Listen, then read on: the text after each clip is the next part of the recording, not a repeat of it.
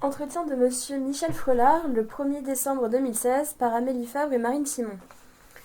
Alors, je vais commencer par vous poser des questions sur vos origines géographiques et sociales. Alors, géographique, je suis né à Côte-Bec-en-Caux. Oui. Et Vous y êtes resté pendant combien alors, de temps? combien de temps Vous êtes né, est-ce que vous avez en 1900. déménagé? Oui, non, non. Oui, j'ai déménagé. Alors, je suis né en 1940 D'accord. et je suis resté Côte-Becquais jusque dans les années 56. Mes parents sont restés à Côte-Bec, mais moi, je suis allé à l'école de chimie. Et puis ensuite, je suis allé dans différents centres de recherche de la société Esso D'accord. ou Exxon, parce que Oui. c'est pas la même chose. Euh, Alors, mon père était agent de oui. maîtrise dans Votre la père société à la Meilleraye, donc la raffinerie de la Meilleraye.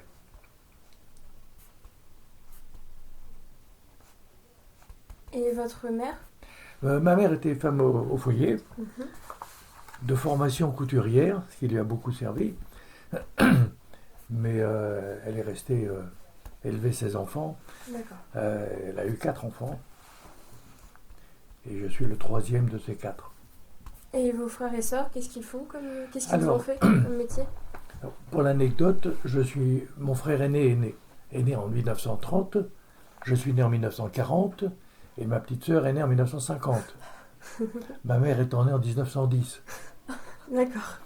Toutes les Et dizaines ma alors. fille est née en 1970. C'est super. D'accord. Donc, Et qu'est-ce qu'ils ont fait comme métier? alors, quelles leurs études? Alors, mon frère aîné était chimiste chez Esso à Port-Jérôme. Mais il a débuté à la Mailleraie. D'accord. Ma sœur était institutrice, puis est devenue, elle a passé son CAPES, et puis elle est devenue professeure d'enseignement supérieur. Et puis moi, bon, j'étais à l'école de chimie, et puis ma petite sœur est institutrice. D'accord. Est-ce que vous avez des enfants? Une fille D'accord. qui est aux États-Unis en ce moment. Et qui a travaillé dans quoi? Alors, ma fille, elle a d'abord s'est spécialisée un petit peu dans le tourisme, donc elle a passé un BTS de tourisme. Puis ensuite, elle a passé une licence d'histoire de l'art pour faire du tourisme D'accord. plus, disons, Culturel. plus culturel, exactement.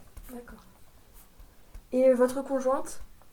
Ma conjointe était secrétaire de direction. Elle a terminé sa carrière comme ce qu'on appelle assistante de direction du président d'Exxon D'accord. à Notre-Dame de Gravenchon.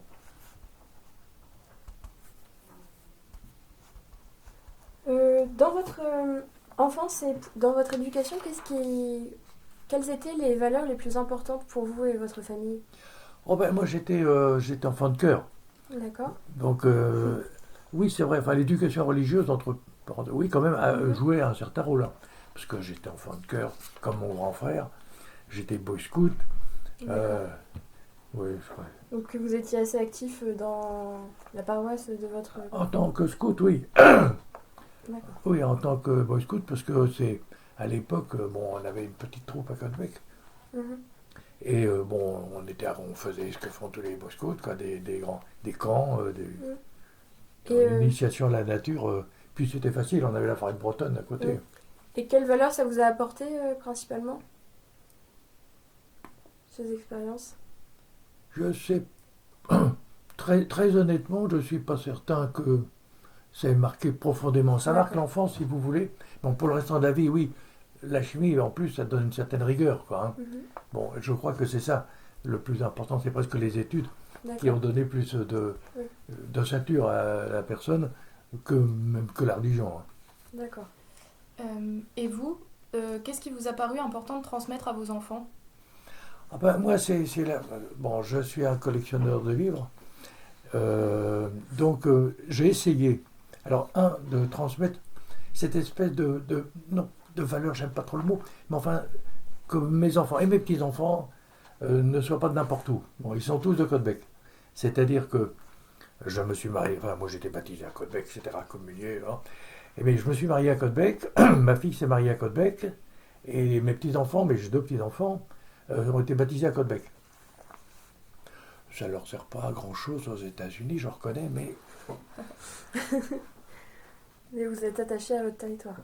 Ah si, oui, au territoire et à la culture en général. D'accord. Et peut-être même à la littérature en particulier. Est-ce qu'il y avait une langue particulière qui était parlée chez vous? Ah bon, on parlait, oui, le français, bien sûr. Enfin, je veux dire, même Mm. pas... même pas le cauchois, je veux dire.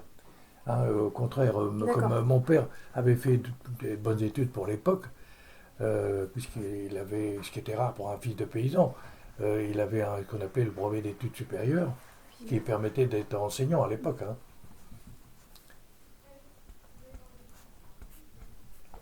Mais lui-même était un très gros lecteur, enfin, il lisait énormément. Enfin, chez moi, j'ai toujours eu une bibliothèque. Mm. Donc au sein de votre famille, la religion, c'était la religion catholique. Pour ma mère, surtout. Mon père, beaucoup plus laïque. D'accord. Est-ce que vous pouvez expliquer quelles études vous avez fait? Ben, écoutez, moi, j'ai fait tout bêtement ce qu'on appelle un BTS. Hein. Et alors après, j'ai eu la chance, comment dire, on appelle ça l'analyse, enfin, donc je me suis spécialisé dans l'analyse et j'ai eu la chance de me développer, si je puis dire, en même temps qu'une nouvelle technologie, une nouvelle technique à l'époque qui s'appelait la chromatographie en phase gazeuse, qui sera très populaire dans la pétrochimie, parce que ça permet d'analyser finement les constituants d'un liquide, enfin d'un liquide qui est un hydrocarbure. Quoi. Et ça m'a beaucoup aidé, parce qu'après je suis allé au centre d'abord j'ai fait le centre de recherche de mobile, ensuite je suis allé au centre de recherche Mont-Saint-Aignan, et de Mont-Saint-Aignan je suis allé au centre de recherche européen de Exxon, donc à Bruxelles. D'accord. Ah, vous avez continué vos études à Bruxelles? J'ai pas continué mes études, mais j'ai continué à m'améliorer dans ma discipline. D'accord. Des Pardon. formations? Pardon. C'était une forme de formation? C'est-à-dire que je travaillais, j'étais salarié de l'entreprise, mais comme j'ai eu la chance de grandir avec une technologie nouvelle, donc j'étais assez, bon, je veux dire, dans cette technique-là, j'étais assez reconnu, si vous voulez. Hein. Donc ça m'a permis d'aller à Bruxelles et d'être expatrié pendant plus de 10 ans. D'accord. Pendant plus de 10 ans à Bruxelles. Oui, 10 ans, environ 10 ans. Et c'était dans quelle année ça? Je suis arrivé à Bruxelles en 67 et j'ai dû repartir en 79, en 80 à peu près. Et là-bas, vous étiez logé par... Là-bas, j'avais un statut d'expatrié, c'est-à-dire que bon, j'étais pas logé par l'entreprise, mais on touchait d'abord les salaires étaient agréables, et en plus, comment dire, on a les indemnités, enfin, vous savez comment ça se passe, une expatriation, quoi. D'accord. À quel âge et dans quelle entreprise avez-vous commencé à travailler? Ben, écoutez, il se fait que j'ai été stagiaire à la Mailleret. Donc, je devais être j'étais à l'école de chimie, et ça devait être en 57, à peu près, oui. Donc à 17 ans. À peu près, oui, je crois que oui. Mhm. Parce que j'étais les limites de l'âge pour être stagiaire. D'accord. Parce que, bon, l'intérêt, c'est que comme j'étais à l'école de chimie et qu'il y avait un laboratoire d'analyse normal, si vous voulez, à la Mailleret, partout où il y a une production, il y a un contrôle. Pendant la période des vacances, le responsable du laboratoire, qui connaissait bien mon père, cherchait toujours quelqu'un qui a des bonnes notions de chimie quand même, pour faire des remplacements pendant les vacances. Ce qui fait qu'il y a même une année, j'ai fait les 3 mois. D'accord. J'ai fait les 3 mois de vacances en tant que remplaçant, stagiaire. Et ce qui est intéressant, parce que c'était bien salarié. J'avais le salaire d'un ouvrier qualifié. Ah oui. Alors que bon, normalement j'étais déjà agent de maîtrise, enfin bon, ça apprend. Mais pour à 18 ans, 17 ans, 18 ans, bon bah oui, je me suis acheté un scooter comme ça, quoi. L'école de chimie, c'était à Rouen. Alors, l'école de chimie était à Rouen. Alors, moi, j'ai assisté au dernier moment de l'école de chimie de Rouen qui s'appelait l'ICR, Institut chimique de Rouen, qui a disparu. C'était avenue de Caen. Et Ensuite, c'était à Mont-Saint-Aignan, donc il s'est déplacé à Mont-Saint-Aignan. Alors, ça a changé plusieurs fois de nom. C'était l'École nationale supérieure de chimie industrielle de Rouen. Enfin, ça a changé 4 ou 5 fois de cycle, ce qui fait que je ne sais même plus quel cycle maintenant. D'accord. Et ça, vous y étiez en quelle année à Alors, cette école? Ben, écoutez, moi, j'ai dû commencer en 56 peut-être, ouais. Oui, puisque 57 étaient les premiers stages, 56, enfin, D'accord. ouais.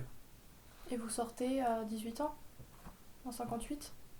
C'était 2 années? Oui, oui, oui, je pense que...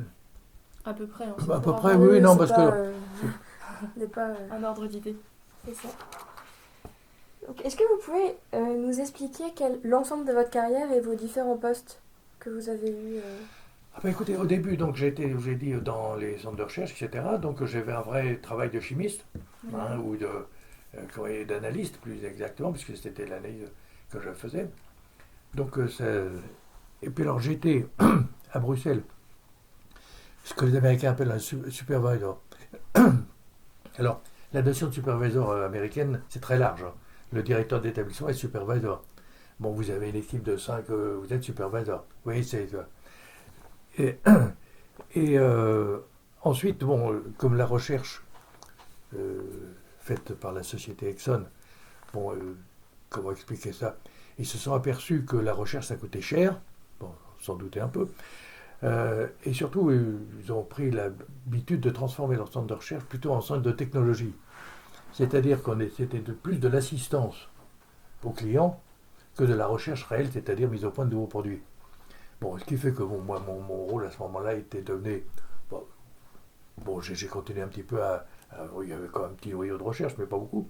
Et puis finalement, bon, au bout de 10 ans à peu près, donc on m'a dit, il faut revenir en France, parce que le statut d'expatrié ne se justifiait plus. Et donc je suis venu à la raffinerie de Port-Jérôme, où là, j'étais responsable d'expédition pour une ligne de produits, et puis j'ai terminé, comment dire, après, donc j'étais, comment on appelle ça, disons, dans le groupe de responsables qualité.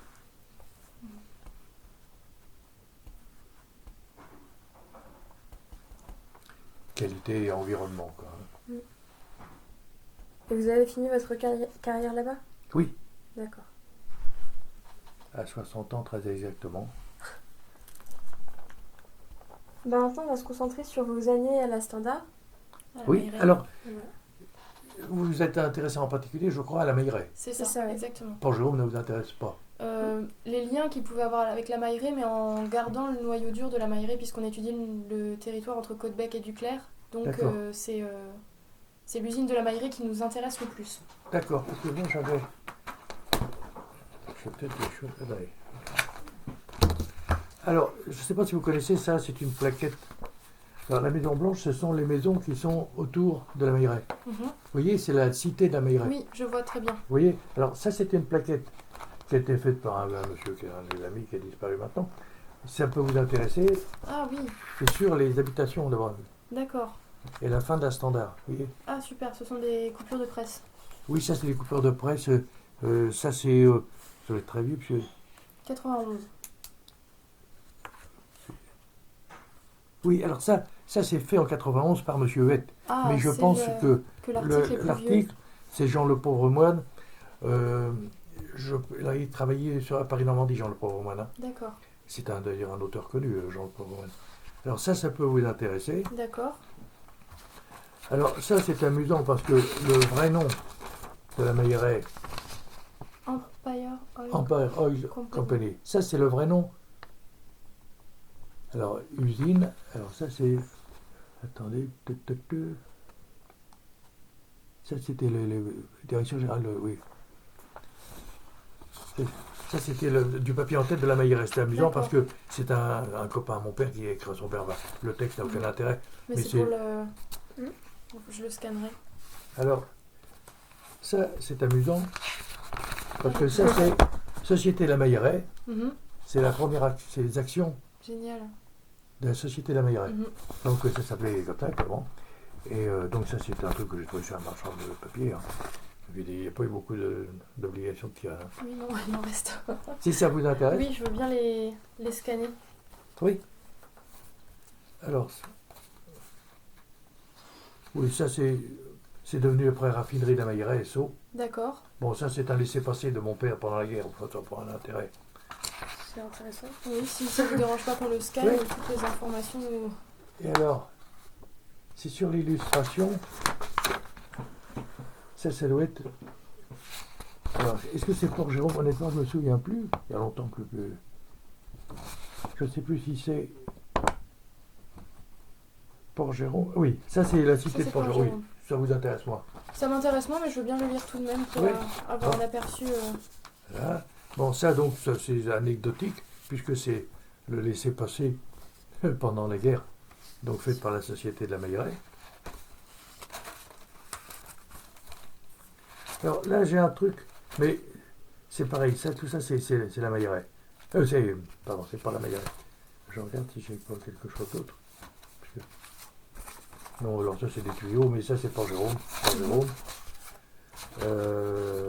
Tout ça, c'est Port Jérôme, finalement.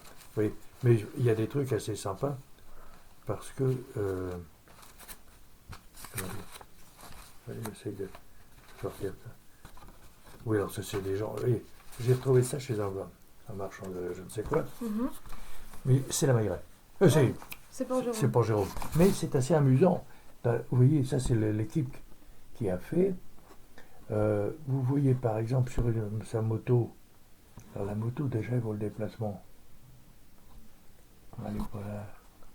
L'homme à la moto, il n'est pas là. Ça, c'est pas là, je l'ai par ailleurs. Mais toi, alors, ça peut être amusant.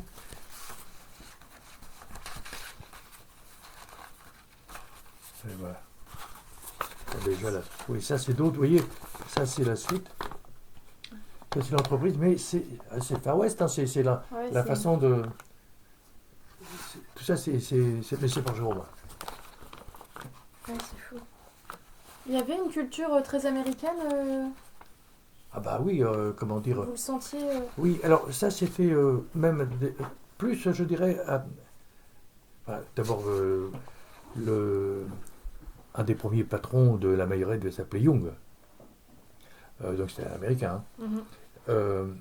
Après, il y a eu des directions françaises. Hein. Mais au départ, c'était c'était les Américains. Hein.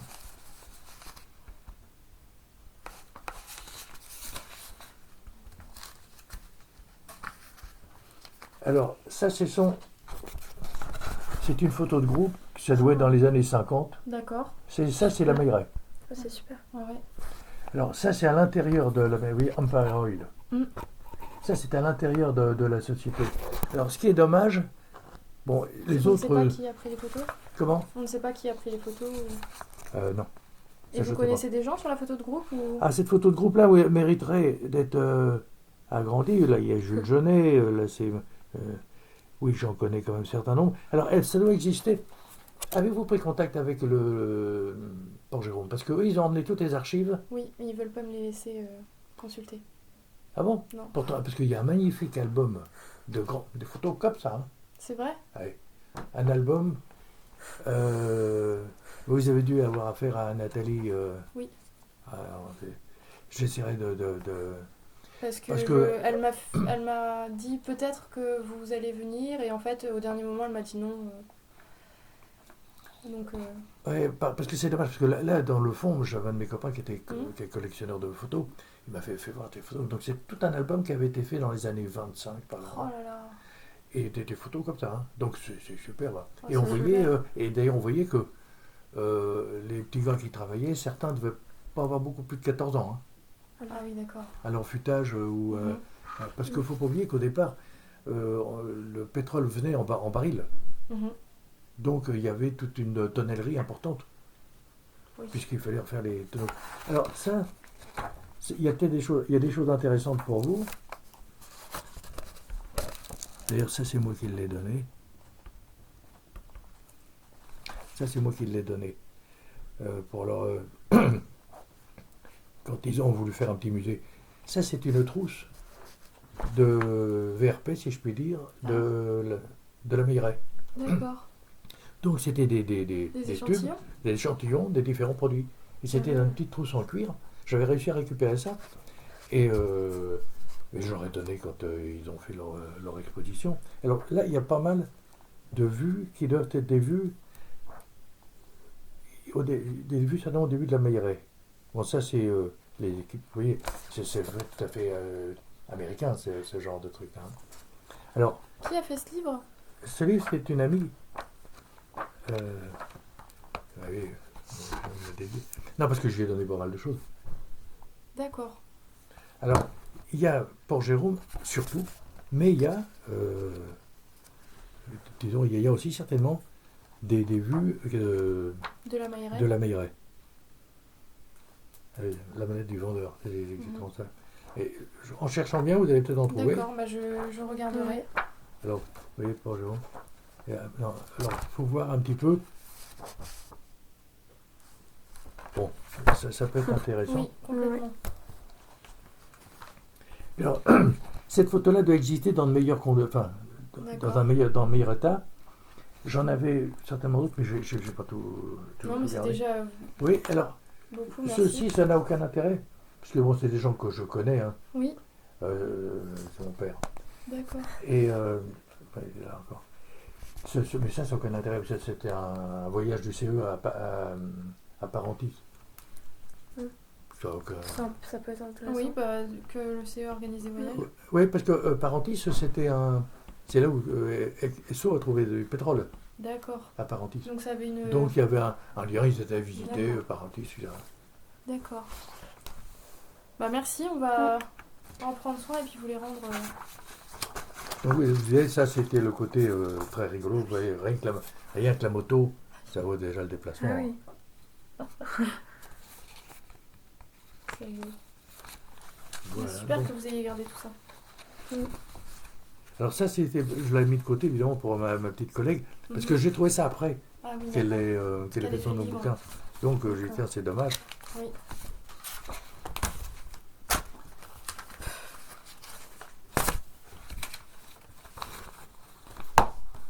Ça n'a rien à voir.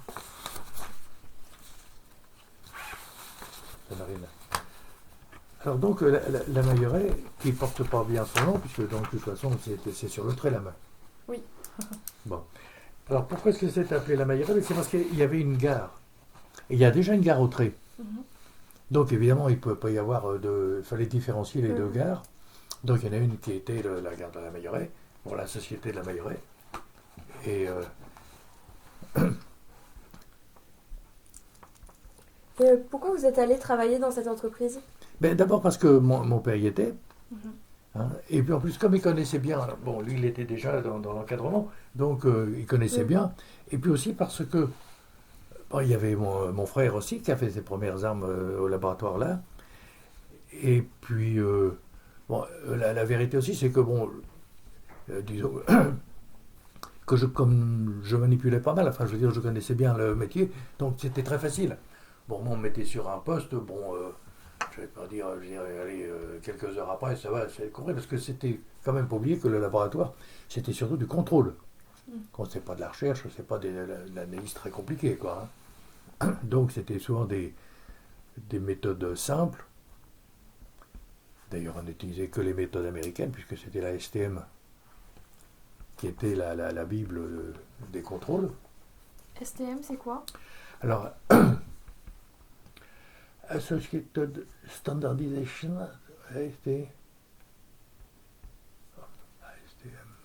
non, mais c'est un C'est truc, une méthode. American Standardization Method, enfin un truc comme ça.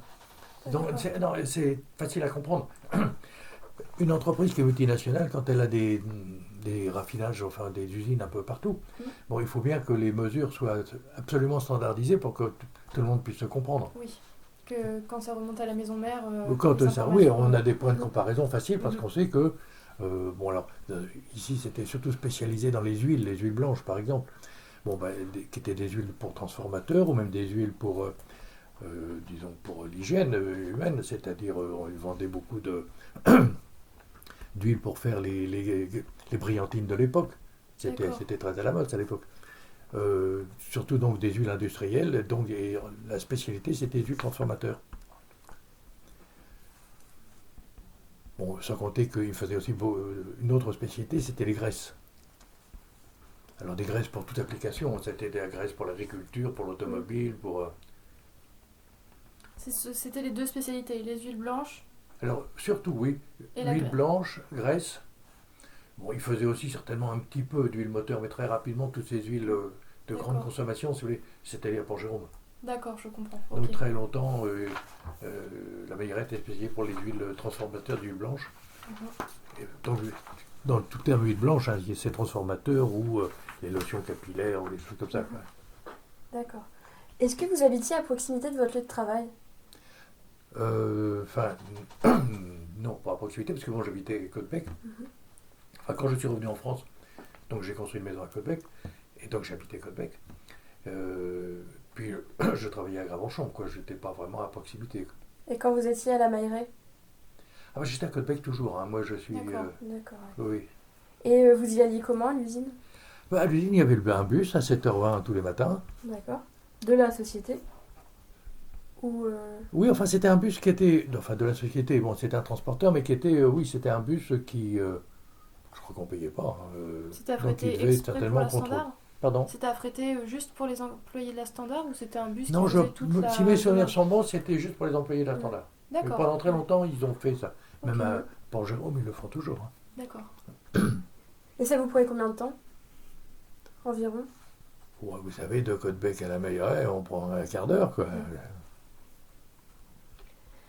Est-ce qu'au sein de la Mailleret, vous avez évolué hiérarchiquement? Ah, pas du tout, non, parce que moi j'ai été que stagiaire. Mmh. Hein, puisque après j'ai été à l'école de suivi, bon, je suis parti, j'ai travaillé, mais sinon, non, j'étais que le statut de stagiaire. Bon, alors, mon évolution, c'est que, bon, au fur et à mesure, évidemment, quand au bout de 2 ans, quand on fait des stages de 2 mois minimum, 3 mois, bon, on arrive à bien connaître, donc, si vous voulez, on me confiait quand même à la fin des tâches un peu plus... Mais enfin, c'était surtout en fonction des remplacements à faire. D'accord. Est-ce que vous avez des personnes sous vos directives? Ou pas du tout? Est-ce que vous avez... Des personnes sous vos directives? Ah non, pas du tout, pas un stagiaire, hein. Non. Au contraire, c'était une sacrée bande de laboratoire. Hein. Donc au contraire, les stagiaires, on cherchait à lui faire toutes les blagues possibles, surtout là. Bah oui, c'est normal. Enfin, au bout d'un certain temps, ça... Et diriez-vous qu'il était facile d'évoluer au sein de la société? Oui, je pense. Je pense enfin que à la Mailleret, oui, ça devait... Mais parce que, disons, le recrutement global de la Mailleret, c'était quand même beaucoup de gens de ruraux. D'accord, vous savez, tous les employés, enfin, la plupart des ouvriers, bon, sauf les employés, les agents de maîtrise, qui avaient quand même... Mais ils utilisaient quand même beaucoup de main-d'œuvre, je vous l'ai dit, parce qu'il y avait des travaux, c'était assez pénible. Hein, il y avait des travaux qui étaient vraiment très, très, très pénibles.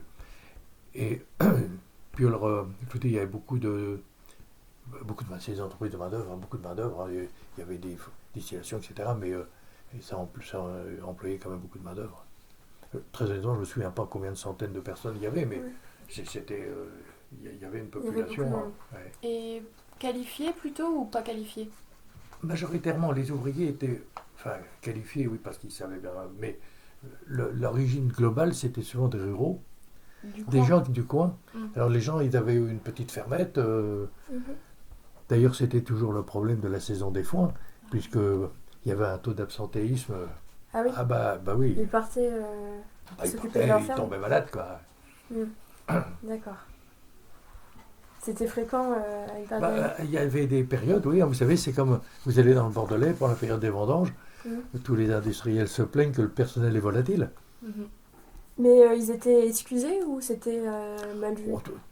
C'est pas dire que c'était toujours très apprécié, mais enfin, ça faisait tellement partie du... Tout le monde le savait, quoi. Bon, quels horaires vous aviez quand vous étiez stagiaire? Je sais qu'au début, on travaillait même le samedi matin. Donc ça devait être plus que 48 heures. Ah oui. Ça devait être plus que 48 heures. Mais j'ai même pas, il faudrait que je demande, j'aurais dû demander si j'ai encore les bulletins de salaire de l'époque, mais ça m'étonnerait. Hein. Et vos horaires quotidiens, c'était... Alors ça devait être du genre... il y avait une pointeuse à l'entrée, on pointait encore, et sans me souvenir que le bus, ça devait être de genre 7h30 jusqu'à 17h30, un truc comme ça, parce que des fois il y a des ajustements d'horaire dont je ne me souviens plus. Mais le midi, il y avait une coupure qui devait être plus d'1 heure. Hein. Ah oui, d'accord. Ouais. Oui, parce qu'il y avait beaucoup de gens qui rentraient à la Mailleraie. Donc il y avait un petit canot spécial. Alors, il y avait le bac, mais en plus la société avait un petit canot Exprès. qui emmenait ses employés au débarcadère de la Mailleraie. D'accord. Pour qu'elle puisse rentrer chez... Oui, rentrer chez eux midi, donc la coupure devait être supérieure à 1 heure, hein, ça devait être 1h30 au moins. Okay. Pour qu'il ait le temps de rentrer chez eux. Il n'y avait pas de système de réfectoire Si, il y avait une cantine. Ah oui. Oui, il y avait une cantine. Alors, il y avait, qui était assez hiérarchisée d'ailleurs, parce qu'il y avait la cantine pour la maîtrise, si je puis dire, et puis la cantine des ouvriers, parce que eux, souvent, ils venaient avec leur gamelle, et donc il y avait tout un système pour qu'ils puissent réchauffer. D'accord. Et puis la maîtrise, même moi, j'étais donc, dans le cafétéria de la maîtrise, quoi. Hein. Bon, qui était vous savez, c'était 2 fois la pièce, là, hein, parce que l'encadrement n'est pas si nombreux. Hein. Oui. Comment vous qualifieriez vos rapports avec vos responsables? Vous savez, pour un stagiaire, c'est un peu différent. C'était excellent. Hein. Excellent parce que, bon, eux, ça leur faisait plaisir de voir un jeune qui faisait de la chimie. Ensuite, ça leur élevait une épine du pied, hein, parce qu'ils avaient quand même ce souci qui était levé. Et puis, non, sinon, non, excellent. Oui, il n'y a pas eu de problème. Non. D'accord. Est-ce qu'il y avait beaucoup de femmes dans l'usine? À mon avis, très peu. Au laboratoire, il y en a une qui était stagiaire, presque en même temps que moi, qui était aussi à l'école de chimie. Au labo, c'est la seule femme que j'ai vue. D'accord. Alors, dans l'administration, là, oui, bon, il y en avait un peu plus, dans le secrétariat, etc. Mais à des postes hiérarchiques que j'en ai jamais... Enfin, à la Mailleraie, j'en ai jamais vu. Et comme ouvrière à la manœuvre, non? Non, je me souviens pas, non, parce que c'était physique quand même, hein, Oui. rouler les fûts, etc. D'accord. Donc, elles étaient... les femmes qui étaient présentes, elles étaient traitées différemment, vous considérez différemment que les hommes? On peut pas dire ça, elles n'étaient pas dans les mêmes... elles étaient dans le bâtiment de la direction. Oui. On les voyait pas C'était beaucoup, différent, quoi. Mais pas... Enfin, je peux pas dire dans la mesure où, bon, je connaissais même la direction, bien sûr, mais non, j'ai pas remarqué de problème particulier, si vous voulez. Hein. Est-ce que vous aviez de bons rapports avec vos collègues? Ah oui, parce que la plupart, bon, d'abord c'était les copains de mon frère. Ouais. Ça... Bon, la plupart d'entre eux, je les connaissais, même sans aller les rencontrer au laboratoire. La plupart d'entre eux, je les connaissais parce que soit ils habitaient Côte-Bec, soit je les avais rencontrés. Hein. Il y avait beaucoup de personnes qui habitaient Côte-Bec qui étaient... Ah oui. Le directeur habitait Côte-Bec, parce qu'il y avait une maison à Côte-Bec qui était la maison de la direction pour le directeur de la Mailleraie. Oui, pas mal d'encadrements habitaient, même à l'époque hein, dont je parle. Elle existe encore, cette maison? Oui. Elle était revendue. Et Exxon, ils ont revendu tout. Ils n'ont plus d'immobilier, hein, c'est fini. Ils avaient beaucoup de propriétés à l'époque? Écoutez, la cité, les cités, c'était des cités... alors, les Maisons Blanches. Oui. Il y avait à l'entrée du trait. Oui. Les premiers immeubles que vous avez, qui sont cette espèce de faux normands, c'était la cité Esso. De même ils recréeront, alors ça c'est dans là vous le verrez, ils recréeront une cité Esso, la cité de la petite campagne. Donc à l'époque, oui, ils avaient beaucoup d'immobilier, si je puis dire. Donc quand les gens étaient locataires Les gens étaient locataires, oui. Mais la plupart, dans le cas du trait, par exemple, comme l'activité ici, c'était une fois que Port-Jérôme était construit, c'était inévitable que la petite société, la petite raffinerie de la Mailleraie disparaisse, quoi. Donc très rapidement, je crois que donc dès, je ne sais plus quelle année, Port Jérôme était vraiment en marche, on va dire dans les années, des années 60, tout le monde, enfin même en 55, tout le monde savait que ici ça serait condamné. Donc déjà, je crois que les gens qui étaient locataires ont pu accéder, ont pu acheter des maisons que la société leur louait, quoi. La plupart du temps, pardon, ça s'est passé comme ça. D'accord. Est-ce que vous aviez l'impression d'appartenir à un groupe quand vous étiez Oui, à la ça, mairie? oui, mais ça, si vous voulez, c'était un petit peu différent dans la mesure où, comme mon père y était depuis longtemps, donc moi j'avais eu les Noël et Sceaux, parce que c'était toujours des trucs c'était très. Ensuite, mon père, il était secrétaire du CE, je crois, hein. Et donc j'allais souvent à des manifestations où le personnel était convié, quoi. Donc ce qui fait que je connaissais bien. Et l'appartenance à un groupe, oui, c'était assez net. À la Mailleraie, c'était une petite usine. Et surtout vers la fin, bon, c'était tous des, comme mon père, c'était tous des vieux cadres qui géraient la fin, quoi, hein. Mm. C'était devenu de plus en plus familial. Mais déjà dès le départ, c'était très familial. Mais est-ce qu'il y avait des tensions entre les différentes personnes, justement les cadres et les ouvriers Écoutez, j'étais d'abord bien jeune. Ils ont dû faire comme les autres, enfin, il a dû y avoir des mouvements sociaux, hein, c'est possible. Je sais qu'en 1936, il n'y a rien eu. Ici, il ne s'est rien passé. Euh, je crois qu'un jour, on voulait faire une étude sur 1936 en Seine-Maritime, enfin dans la vallée de la Seine, ici surtout. Voilà, à notre grande surprise, on s'est aperçu qu'il ne s'était pratiquement rien passé. Je crois, à la Révima, enfin, ça ne s'appelait pas comme ça à l'époque. Ils ont fait une journée de grève. Oui, ils ont tous Le pétrole, ils n'ont même pas pour, bougé. ouais. Ça, c'est très peu, Ah oui. ça a très peu bougé, enfin. Ouais. D'ailleurs, il y a. Oui, c'est ma nièce qui a fait un travail de fin d'études sur 1936 en Seine-Maritime, je crois, oui. Je crois que je l'ai toujours ça. Marilyn Frolard, elle s'appelle. D'accord. Et enfin, moi j'en ai un exemplaire parce qu'elle m'en avait donné un, mais il me semble bien. Non, oui, c'est le Front Populaire, oui, en Seine-Maritime. C'est Mais elle intéressant. abordait que, accessoirement, le problème des grèves, si vous voulez, hein. Mais c'était surtout les manifestations du Front Populaire. Qu'est-ce que vous pensez de l'expression classe ouvrière? Est-ce que ça vous semble représentatif de Ah bah la période? écoutez, moi quand j'étais jeune, j'étais au PSU. Donc on avait une notion très marquée, enfin très marquée, on savait ce que c'était, quoi, hein. Mhm. Et je me souviens que pendant la guerre d'Algérie, par exemple, quand on était PSU étudiant, on organisait des manifestations. Bon, alors les étudiants, vous savez ce que c'est, des manifestations plus ou moins. Et un jour, je ne sais plus pourquoi, on avait dit, c'était aux Emmurés à Rouen, on avait dit, tiens, on va demander à la CGT de venir nous épauler un peu, parce que les étudiants, oui, oui, je viens finalement, et ceux qui venaient, c'était pour ceux qui étaient prévus, et tout, enfin bon, enfin, les étudiants, quoi. Et, mais la guerre d'Algérie marquait beaucoup les étudiants.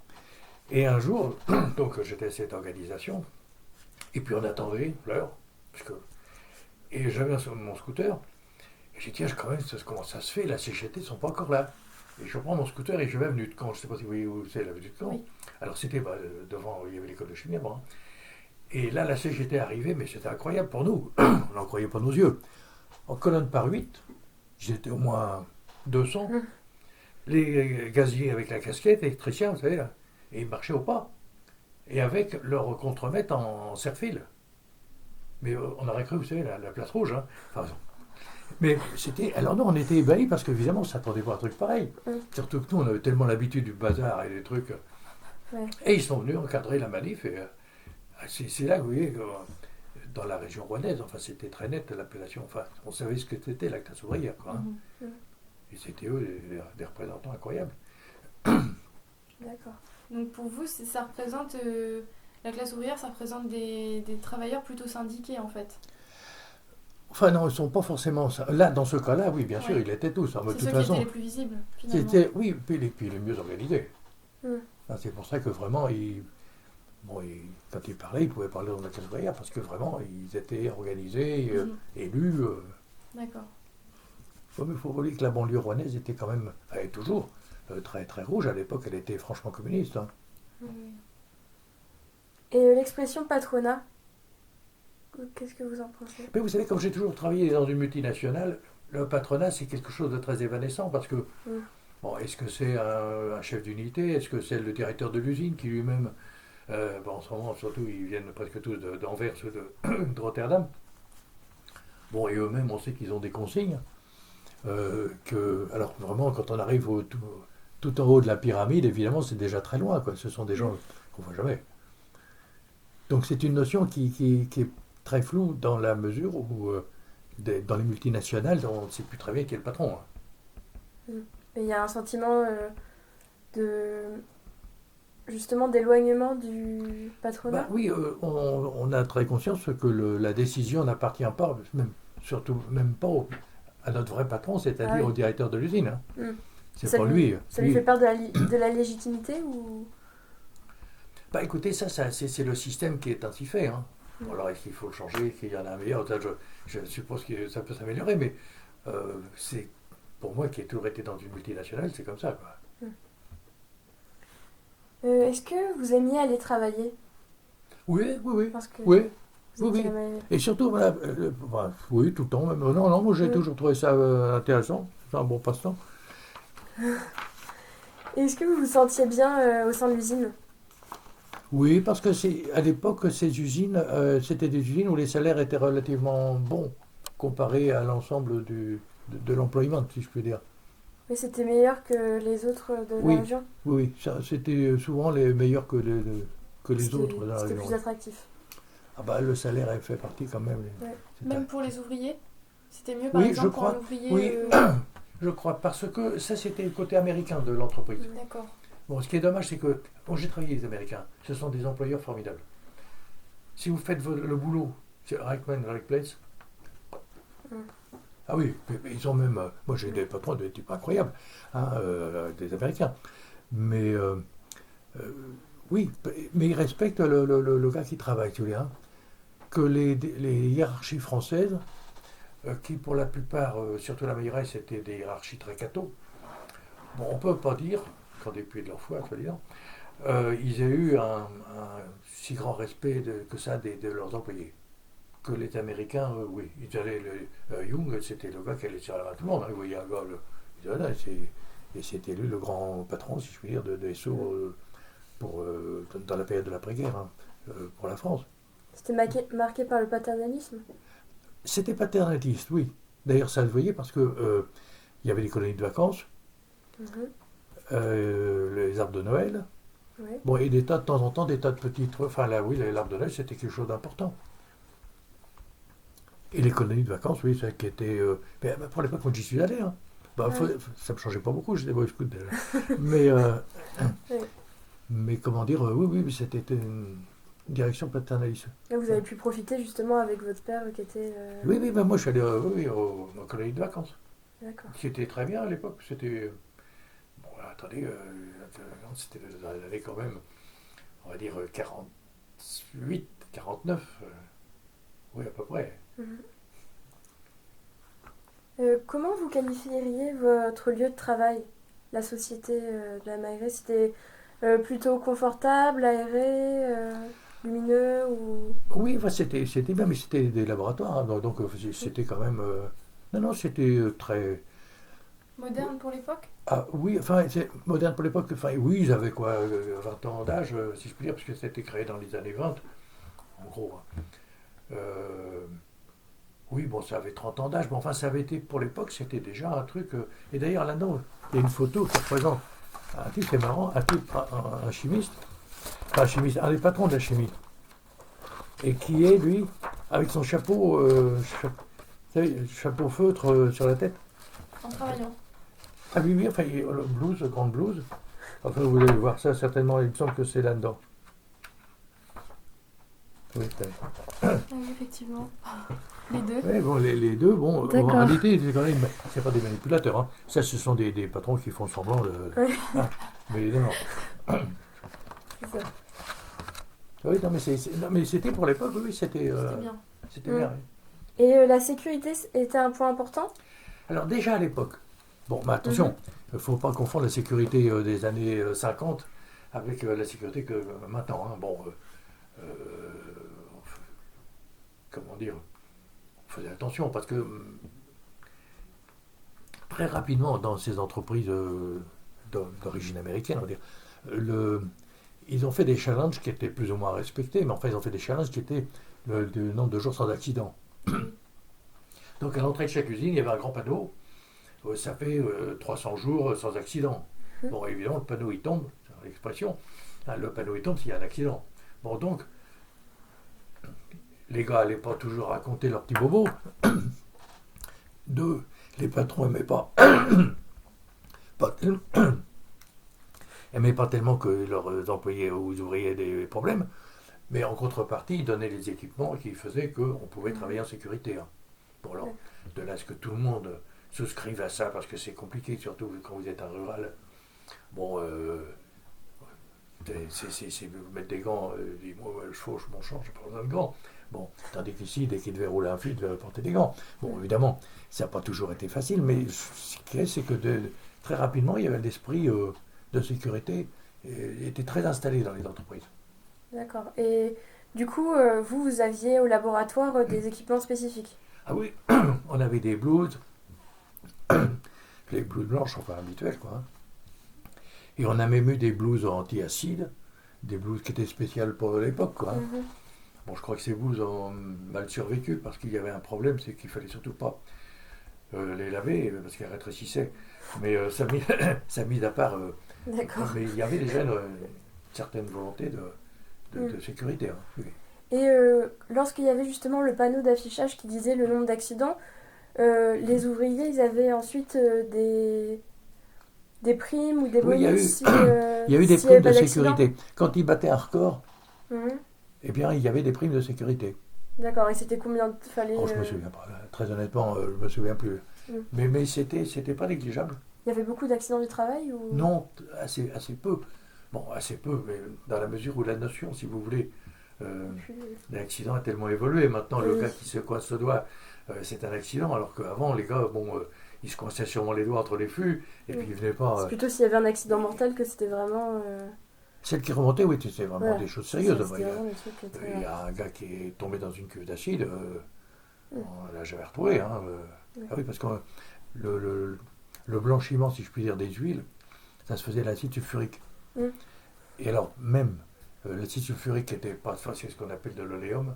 Enfin bon, on va pas faire la chimie, mais enfin, disons que c'est un acide qui a plus de 100%. Enfin, c'est vrai de dire que ça n'existe pas, mais si, ça existe. Donc, oui. Non, oui, donc c'était des émanations de CO2 étaient extrêmement dangereuses. Hein. D'accord. Donc, c'était en quelle année cet accident de... Je ne me souviens plus. Je sais que c'est arrivé, mais je ne me souviens plus. C'était quand vous étiez... Non, je pense pas. Je me demande si c'était pas avant-guerre. Hein. D'accord. Oui, c'était quelque chose qui était resté dans l'histoire. Qui est resté dans la mémoire, parce que, bon, et avec son alliance, Bernard Touré, parce que l'or était passivé, enfin l'or est passivé dans l'oléum. Donc, c'est-à-dire il n'est pas attaqué. Mais c'est ce qu'on m'a raconté, quoi. Hein. Mais je crois que c'est vrai, en plus je pense que c'est vrai. Est-ce que les... Non, mais je crois qu'on l'a déjà entendu. Oui, ça me dit quelque chose. Ouais. Est-ce que le rythme de travail vous convenait quand vous y travailliez? Oui. C'était pas trop chargé? Non, mais le laboratoire était un lieu privilégié pour ça. C'était plus... Oui, c'était plus cool. Bon, il y avait un certain nombre d'affaires, on le savait. Bon, il n'y avait pas de pression de trop. Est-ce que vous faisiez partie d'un groupe politique ou d'un syndicat? Alors, non, moi personnellement pas, mais mon père avait créé, enfin pas lui tout seul, un syndicat dont on ne parle plus, qui n'existe plus d'ailleurs, qui s'appelait le SIP, le syndicat des cadres de l'industrie du pétrole. D'accord.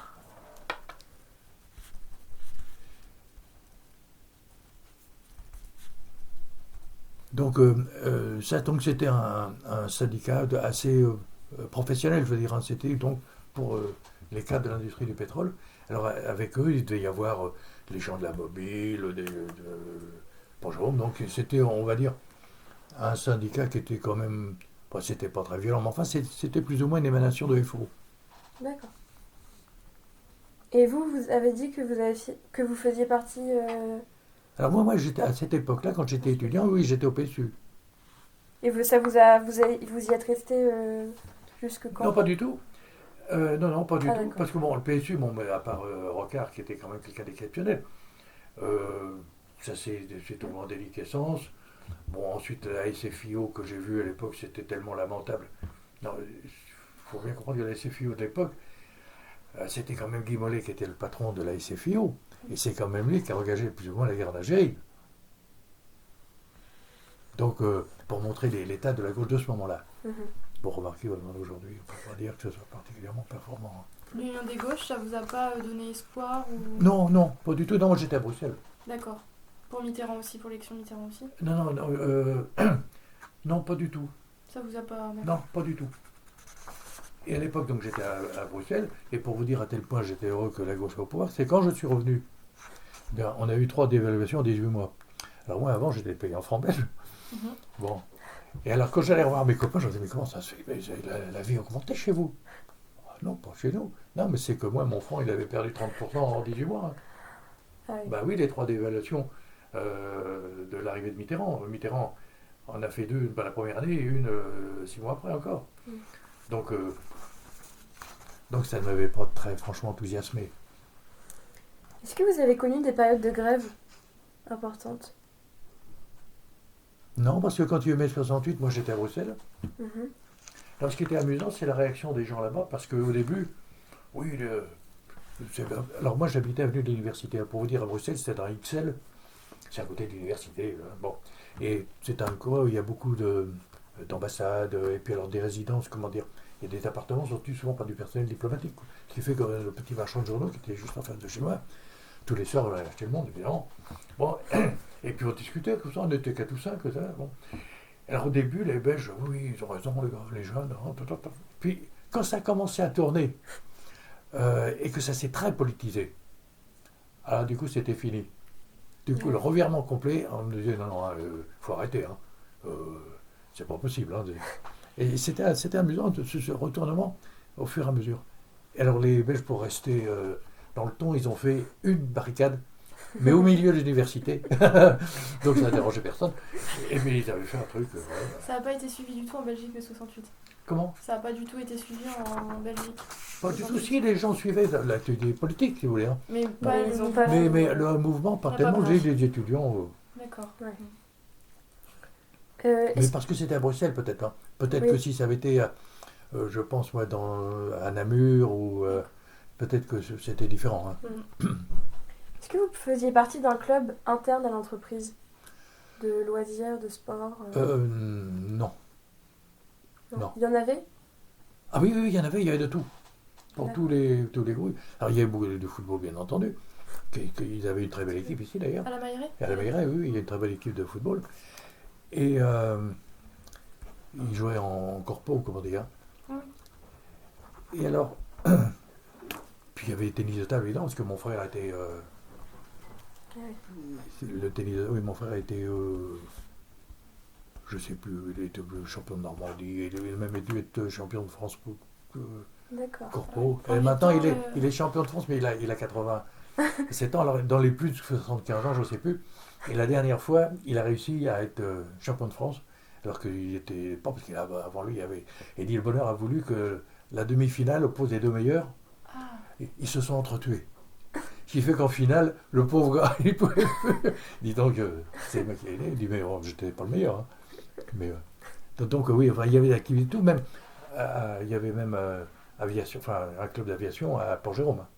ah oui, là c'était Chasse, plus, aviation, ben, il y avait de tout, hein. Sans compter le tennis, tout est... il y avait plus de moyens à Port-Jérôme qu'à la Mailleraie pour ce genre Ah oui, de oui, truc. oui, oui. Et puis, Port-Jérôme était quand même beaucoup plus récent, quoi. Hein. D'accord, Donc, ils avaient prévu plus large, ils avaient prévu le clubhouse, il y avait d'accord. Mhm. l'hôtel des célibataires. Il n'y avait pas de célibatatorium à la Mailleraie dans leur construction? Si, certainement, mais je ne sais pas comment ils se faisaient. D'accord. Mais à Port-Jérôme, ils avaient un hôtel des célibataires. D'accord. Ben, qui est soigné maintenant. Et est-ce que vous aviez l'habitude de faire des activités avec vos collègues à l'extérieur? Non, à part Ouais, tous les l'intérieur. midis, on jouait à la pétanque, mais à part ça... Ah oui, oui, puisqu'on avait un peu de temps le midi, bon, oui, bah, vous aviez. Oui, parce que Il vous y ne avait un rentriez pas petit- chez vous. un petit boulodrome, et puis on jouait au boule. Et est-ce que vous participiez à des activités à l'extérieur de l'entreprise, vous? Enfin, C'était- quels étaient vos loisirs quand vous Ah oui, étiez bah, à la Mailleraie? Oh bah moi, j'étais au conseil municipal de Caudebec, Bon, ça, mais un mandat. Non, non, sinon, moi, mes loisirs, quand j'étais à Bruxelles, c'était la chasse aux livres. Parce que, bon, bah, je me suis constitué une assez bonne bibliothèque qui n'est plus tellement. Parce que j'ai un peu abandonné ça, mais non, non. C'était lecture. Oui, oui, puis surtout le livre, enfin, le livre, ça d'intérêt. Enfin, moi, j'ai réussi à récupérer tout Louis-Ferdinand Céline, par exemple, même les pamphlets qui étaient une rareté à l'époque. Et ça, à Bruxelles, j'allais tous les samedis matins au marché aux puces. Il y avait à Bruxelles, place du Jeu de Val. Il y a 2 marchés aux puces. Il y en a un le samedi et un le dimanche. Alors le samedi, c'est plus pour les professionnels, mais moi, comment dire, je travaillais pas le samedi. Donc j'avais le loisir d'y aller. Mais ça, j'y allais assez régulièrement. Donc quand vous étiez stagiaire à la Mailleraie, dans quel type d'habitat viviez-vous? Bah, moi, j'habitais chez mes parents. Hein. Donc c'était le domicile parental. Oui. D'accord. Pourquoi avez-vous quitté l'entreprise? Ah, mais moi, j'ai pas quitté l'entreprise. Je suis au contraire, je suis resté. Ouais. Enfin, dès que j'ai été diplômé, je suis allé à la Mobile. De la Mobile, où j'étais à nouveau chez mes parents, donc je suis allé à Mont-Saint-Aignan. Alors là, j'étais beaucoup plus indépendant. Et puis de Mont-Saint-Aignan, je suis allé à Bruxelles. Quoi. Mhm. Vous n'avez pas essayé de postuler à la Mailleraie à la sortie de l'école? Non. Non, d'abord, peut-être qu'ils n'avaient pas besoin. Ils ne recrutaient plus déjà, hein, puisqu'ils étaient déjà sur la descente. D'accord. Et puis, je crois que, comme j'étais Boy Scout, à la Mobile, un des responsables était aussi un chef scout. Donc, assez naturellement, il me dit viens chez nous. Par cooptation. Oui, oui, oui. D'ailleurs, il a beaucoup regretté que je l'abandonne. Parce que, bah oui, pour ça trouve scout. Enfin bon. Quel mot ou quelle expression, selon vous, représente le mieux votre expérience de travailleur et votre expérience à la Mailleraie? Oh bah, l'expérience à la mairie, c'était très formateur pour moi. Parce que bon, c'était la première fois que je rencontrais le monde industriel, quoi. Hein. Mais non, sinon, je me suis assez plu dans l'entreprise. Même si ça n'a pas toujours été merveilleux, hein, parce que j'ai accumulé un certain nombre de handicaps dans la mesure où j'étais expatrié. Les salaires d'expatriés sont pas trop mauvais. En plus, disons que je plaisais bien aux Américains, donc ma courbe de salaire était quand même bonne. Et quand je suis revenu, évidemment, j'étais un petit peu hors grille. Bon, mais moi, je me suis bien explosé, si je puis dire. C'est toutes les périodes de centre de recherche. À Bruxelles, etc. C'était formidable. C'est ce qui vous a Ah oui, oui, de loin, de très loin. Oui. Alors après, bon, c'est amusant, mais enfin, bon, j'ai fait des achats, mais disons, cette période-là était beaucoup plus constructive pour moi. Hein. Et puis financièrement extrêmement intéressante. D'accord, bah merci si tu as des trucs à Non, ajouter. merci beaucoup. Alors, Petit. oui, c'est